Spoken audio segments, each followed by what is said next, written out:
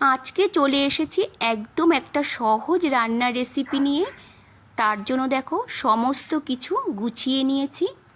এখানে মটর ডাল সেদ্ধ করে নিয়েছি, আর কলার থোড় এইভাবে চৌকো চৌকো করে কেটে অল্প করে লবণ দিয়ে সেদ্ধ করে নিয়েছি তেজপাতা, শুকনো লঙ্কা, গোটা জিরে, আদা, কাঁচা লঙ্কা বাটা।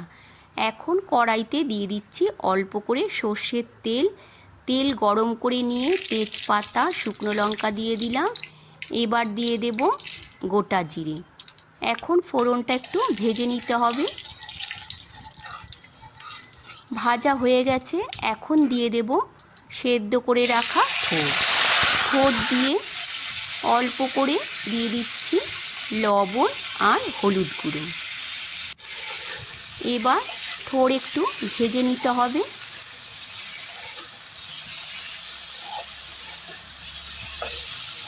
দেখো একটু ভেজে নিয়েছি। এবার এর মধ্যে দিয়ে দেব আদা আর কাঁচা লঙ্কা বাটা। এখানে কিন্তু আমি অল্প করে আদা নিয়েছি আর একটা কাঁচা লঙ্কা একসাথে করে বেটে দিয়েছি। এবার একটু কষিয়ে নেব।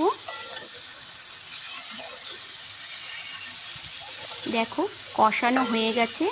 এখন দিয়ে দিচ্ছি সেদ্ধ করে রাখা মটর ডাল, আর দিয়ে দেব পরিমাণ মতো জল কিন্তু আগের থেকেই ভালো করে ফুটিয়ে নিয়েছিলাম।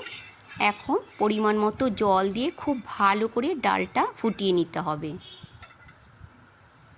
দিয়ে দিচ্ছি সামান্য একটু মিষ্টি। দেখো ডাল কিন্তু ফুটে গেছে। এবার ওপরে দিয়ে দিলাম দুটো চেরা কাঁচা লঙ্কা, আর দিয়ে দিচ্ছি অল্প করে একটু ঘি। ব্যাস, তাহলেই রেডি হয়ে গেল আজকের একদম নতুন রেসিপি, থোড় দিয়ে মটর ডাল। কেমন লাগলো বন্ধুরা আজকের রেসিপিটা?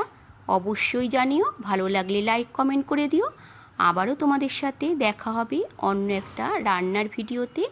ততক্ষণের জন্য সবাই ভালো থেকো, সুস্থ থেকো।